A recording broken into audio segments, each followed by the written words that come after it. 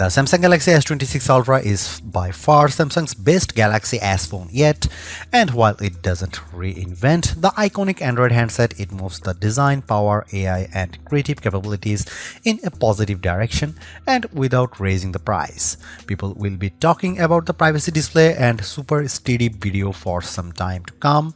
Sure, there might be too many AI options on board, but overall the S26 Ultra is a winner and easily one of the best smartphones of the year. Nowadays, smartphone changes can usually be measured in millimeters and gram fractions. The era of sweeping hardware redesigns is all but done. Most of the updates we see seem to be in material swaps and growing and shrinking camera array plateaus. That's not a bad thing, certainly not judging by the Samsung Galaxy S26 Ultra I hold in my hand. It's eminently familiar but also stunningly powerful and aesthetically sublime, even without last year's titanium. It's not a perfect Android phone, but easily one of the best I have ever used or tested. It's the full package. A relatively slim and light big screen mobile communicator, and a powerful pocket computer that, with its hidden S Pen, can even excite creative types of compulsive note-takers. Samsung gets away with not changing much by still delivering on all the promises of a great flagship phone. It has excellent cameras, easily the best of not just the S26 lineup, but all recent Galaxy phones. It has the fastest chip, even thanks to a bit of customization from Qualcomm, outdoing the Snapdragon 8 Elite Gen 5 you might find on other Android phones. The S26 Ultra hides a pair of truly remarkable features that are not evident at first glance, but will surely be the most talked about updates for some time to come. One is the privacy display, a true bit of display hardware innovation that has no equivalent on any other modern smartphone. Then there is the built-in gimbal. Strike that, it's not really a gimbal, just a wild bit of hardware and software engineering that lets you turn your camera up to 360 degrees while keeping the footage perfectly labeled. It's a handset overstuffed with AI possibilities, adding this time perplexity to Bixby and upping the creative and assistive capabilities of Galaxy AI. Google uses the S26 Ultra to give us a sneak preview of the agentic possibilities soon arriving on Pixels and all other supporting Android phones. The list of AI abilities is long, overwhelming, and perhaps too much. It's not a weakness per se, but I still don't know why one phone has so many. But then you also might wonder why the iPhone 17 Pro Max still has so few. Samsung backs up the power and performance of this smartphone with way better heat and power management and excellent battery life. And to top it all off, it's still $1,299 US. That's not affordable, but it is the same price as last year, which is more than can be said for the Galaxy S26 and S26 Plus. There is not enough here to trade in your still wonderful S25 Ultra, but it would be a big leap from, say, the S23 Ultra or anything earlier, and will undoubtedly end up atop our best Android phones buying guide. Samsung unveiled the Galaxy S26 Ultra along with the S26 Plus and S26 on February 25 as part of its Unpacked event. It ships on March 11, 2026. While the Galaxy S26 and S26 Plus saw price hikes, the Galaxy S26 Ultra still cost the same in the US as the Galaxy S25 Ultra did last year, $1,299 US. It's available in a choice of 6 colors wherever you buy: cobalt violet, sky blue, black, white, and the online exclusives silver shadow and pink gold. The phone ships in either 256GB, 512GB or 1TB storage configurations, and every variant comes with 12GB of RAM, 16GB of RAM if you buy the 1TB model. If you go for more storage space, you will pay somewhat more than did you last year. In the US, the 1TB model is now $1,799 US, roughly $140 more than the last year. The Galaxy S26 Ultra is still a little more expensive than the base iPhone 17 Pro Max, and both do start with 256GB of storage and offer comparable features. However, the S26 Ultra does include the integrated S Pen and all of that onboard AI. For now, the Galaxy S26 Ultra might be the better value. Leading from the rear, the Samsung Galaxy S25 Edge has had significant influence on the look of the entire Galaxy S26 lineup. Now here is this more evident perhaps than in the new Galaxy S26 Ultra. At a glance, the 6.9-inch S26 Ultra looks a lot like the S25 Ultra, but if that new raised camera array looks familiar, it's because it's clearly based on the S25 Edge's 2-camera platform. The platform makes sense when you realize the S26 Ultra is slightly thinner and lighter than its predecessor. The S26 Ultra has a slightly softer and more pleasing look thanks to the 4 corners adopting a more curved profile. Samsung also swapped out a key material, trading titanium for armor aluminum. Honestly, it's not something most people will notice, and I wonder if it helped Samsung save a little money on production costs. The other benefit might be that aluminum, a softer material, makes it easier to apply a wider variety of richer colors. My cobalt violet review unit is lovely, but I would have liked to see a few wilder hue swings like deep green or yes, orange. As you would expect, the screen is protected by Corning Gorilla Glass Armor 2 and the back by Gorilla Glass Victus 2. These materials should help protect it from scratches and cracks. Beyond those updates and changes, nothing has changed. The power or sleep or Gemini button and long volume button are in essentially the exact same spots. There are a pair of microphone holes along the top edge. On the base are the SIM slot, speaker slot, and USB-C charge port. Next to that trio is the S Pen. You press it to release the pen, which looks quite similar to the last S Pen but is in fact slightly thinner. I didn't find that it made any noticeable difference in usability. The entire phone is still rated IP68, which means it can handle a rain shower and dust. Think about the design this way: if you liked the looks of the S25 Ultra, you'll probably like the S26 Ultra. Sure, the camera bump grew, but it is generally an attractive, big screen Android smartphone with fresh colors to attract those who found the titanium hues wanting. Samsung left its 6.9-inch dynamic AMOLED display mostly unchanged. It still offers up to 3120 by 1440 QHD plus resolution. It has the same brightness and ability to smoothly transition from 1 Hz for a sleep screen to the buttery smooth motion of 120 Hz. There is still a selfie camera cutout near the top of the display and a very thin channel between the frame and the screen for one of the loud and clear stereo speakers. The marquee feature, and one that is in fact unique among smartphones, is the privacy display. As the name implies, this feature adjusts the screen so that people standing on either side of you, behind you, or even in front of you cannot read what is on your display. There are a few remarkable things about this feature. First, it's a hardware innovation accomplished by controlling 2 different kinds of pixels, narrow and wide. These pixels are set in every other pixel pattern: wide, narrow, wide, narrow. In standard mode, both pixels are on, providing a 180-degree view of your S26 Ultra screen. In privacy display mode, the white pixels turn off, and then anyone off axis only sees a grayed out or nearly black screen unless their face is perpendicular to the S26 Ultra display. Here's the other remarkable thing. Because this is a pixel level, the privacy display can be set only hide a portion of a screen. Think notification pop-ups, password, and PIN entry. You can access display privacy through settings or the quick panel.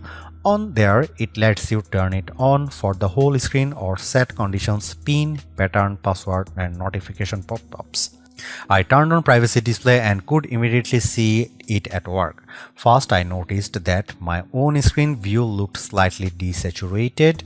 Second, the default privacy display mode isn't that effective, and I could still make out the dimmed content even when viewing the screen from an angle. To really see the magic, you have to turn on maximum privacy protection. Once I did that, my screen looked almost black from an off angle, and the same was true when I set it for conditions like only blacking out my notification pop-ups. The third and perhaps best privacy display feature is that you can enable it on a per app basis. Imagine you don't want anyone see what your TikTok or Instagram algorithm looks like. Just turn on privacy display for those apps, and whenever you use them, they will only be visible to you. I set it up for my TikTok and Instagram, and it worked perfectly. This is the kind of feature I expect competitors like Apple, OnePlus, Motorola, and others to copy in short order. Privacy display will change the equation when deciding which S26 is right for you, and could tip the scales in Samsung's favor when considering a platform switch.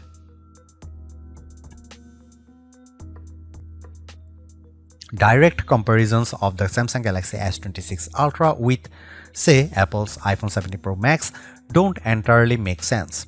After all, only one of them has shipped with an integrated S Pen since the Galaxy S22 Ultra. As an amateur artist, I love having the S Pen always on hand, perfectly hidden inside a powerful Android 16 smartphone. The latest S Pen looks a lot like the last one, but it is slightly thinner, and the back end is now curved to match the curve of its S26 Ultra housing. In use, this S Pen is just as useful as its predecessors. It's a great implement for note-taking, marking up images, creating rough sketches for AI image generation, and making art. It recognizes pressure and orientation. There is even a button on the side that in the Sketchbook app gives you instant access to an eraser. The S26 Ultra is also aware of the S Pen, and if it's been outside the phone and not used for a while, the phone will ask you if you have your S Pen.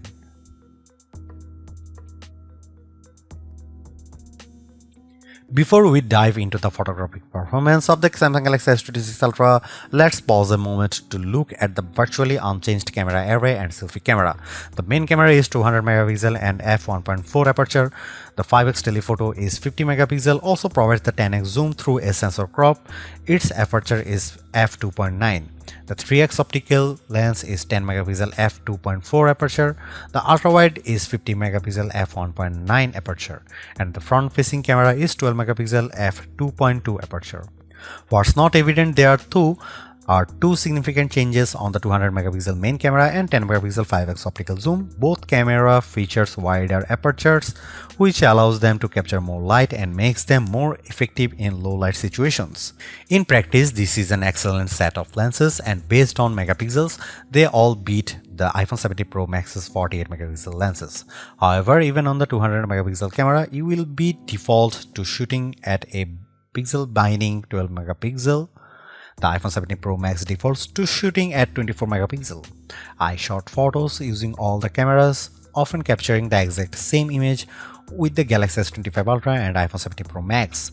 All of these phones offer excellent cameras, and I found the image quality generally excellent. If anything, the S26 Ultra appears to have pulled even with the iPhone 17 Pro Max in most photo scenarios. Samsung told me that their image processing now allows the phone to understand the native noise signature of each lens and adjust accordingly. What this means is my photo results are clearer and cleaner. Between that, the larger apertures and low light photography, especially nighttime photography, shows a significant improvement. I noticed far less graininess in my star photography. Here are some camera samples of the new Samsung Galaxy S26 Ultra.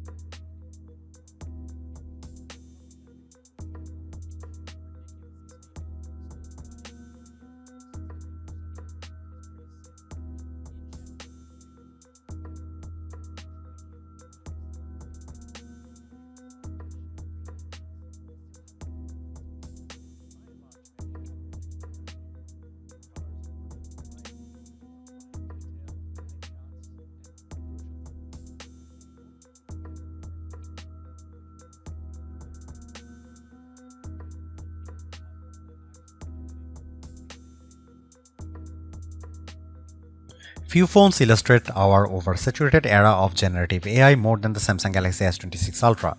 It has Bixby, Perplexity, Samsung Galaxy AI, and of course Google Gemini.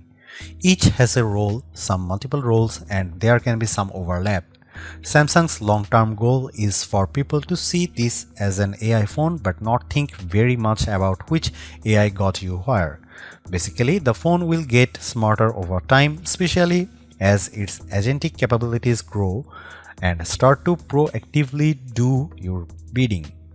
We are not there yet. In fact, the agentic stuff which lives with Gemini is only with Uber for now. You are supposed to able to ask Gemini to book you an Uber ride and it will run off in the background. Gather all the relevant bits and have it set up in Uber, so all you have to do is approve the ride. I installed Uber on the Galaxy S26 Ultra and then asked Gemini to book me a ride to the airport. Gemini told me that it could help, but it first asked for key information like my pickup address, pickup time, and the kind of ride I prefer. Gemini told me it had booked the ride, but when I checked Uber, nothing was booked. I told Gemini to cancel the ride, but Gemini couldn't do anything about the non-existent ride. In general, too, my experience with Gemini was good. I had many conversations with it and used it to identify things in my shelves, and with the live view, have it explain how to fix a leaky bathroom faucet. It's far from foolproof and has yet to learn how to pronounce my last name. Gemini on the S26 Ultra is also a showcase for what's coming to other Android smartphones that can support the generative platform. For example, the phone supports Circle to Search's new Find the Look capabilities. This lets you circle someone's whole outfit in an image and Gemini will find all the clothing. Samsung's own Galaxy AI is already a powerful and pervasive generative AI platform on the Galaxy S phone line. However, it now has some features. I used it, for example, to make a simple cartoon sketch of my face and then transform it into a more polished comic, which I then used to generate stickers that I can now send to friends over messages. Galaxy AI's photo editing capabilities are very strong. I grabbed an apple, put it on a table and took a photo. Then I asked Google AI to take a slice out of the apple and put the slice next to the apple. After a few seconds, it compiled and the results look real. When I had it take another AI shot at the photo, I noticed that the slice and the cutout on the apple didn't match up quite as neatly as they did on the first generated shot. Bixby is better at conversational queries, but it can still take some work to get Samsung's homegrown digital assistant to do what you want. I asked it to change the aspect ratio on my photos to 16:9, but had to repeat myself a few times to make it understand. Saying 16:9 did the trick. For questions that do not relate to the phone, Bixby now has Perplexity AI. If you ask, as I did, about the capital of Montana, Bixby won't hesitate but will tap directly into Perplexity in the cloud to get the answer. You'll notice that the result has a little Perplexity logo on it. The Samsung Galaxy S26 Ultra has a collection of Now features, including Now Brief, which shows up as a home screen widget, Now Bar for adaptive reminders, and the new Now Nudge, which can give you contextual reminders and information where and when you need it. Now Brief is a fine widget with information about the weather, my schedule, and news, but I didn't find much use in the rest of the Now tools. I think I need to spend more time with the phone and let it learn a whole lot more about me before these tools become truly useful. Last year, Samsung unveiled its powerful audio erase, which can remove distracting background audio from your videos. You can reduce voices, crowd sounds, and background noises with customizable sliders for each control.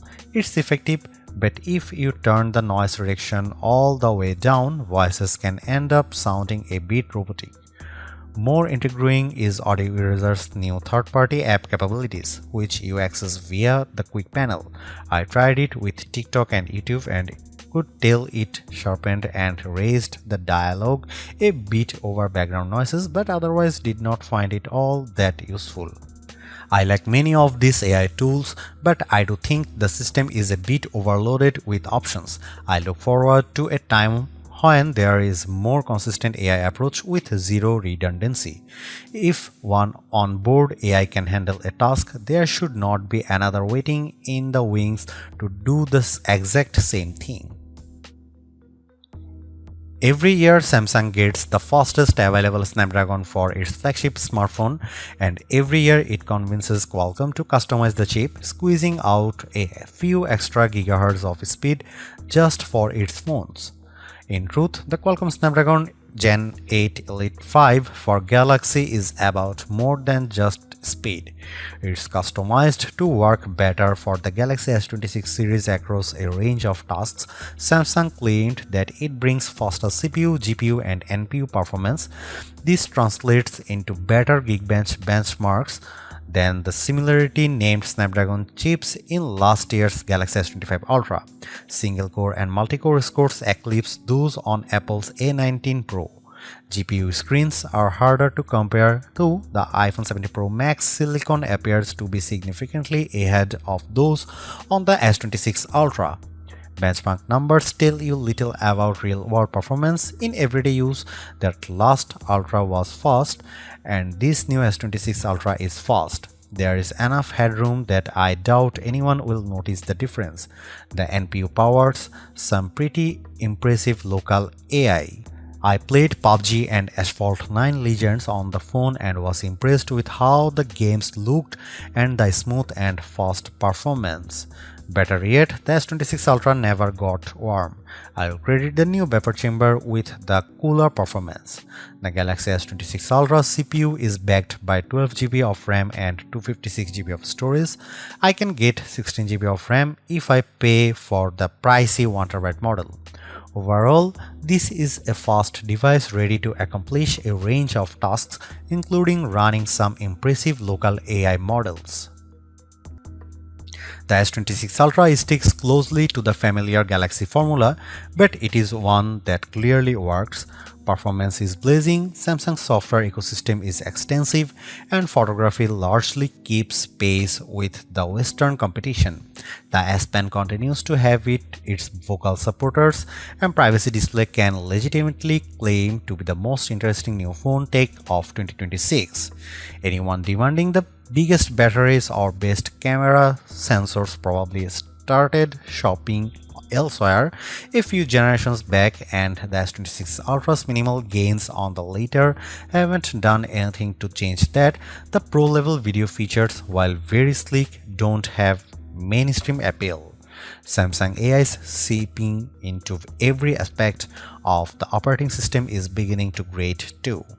But there's safety in what you know, and a lot of people have a Samsung phone in their pocket already. Spec snobs may not like it, but this is almost certainly the flagship Android phone for the majority of US and European buyers.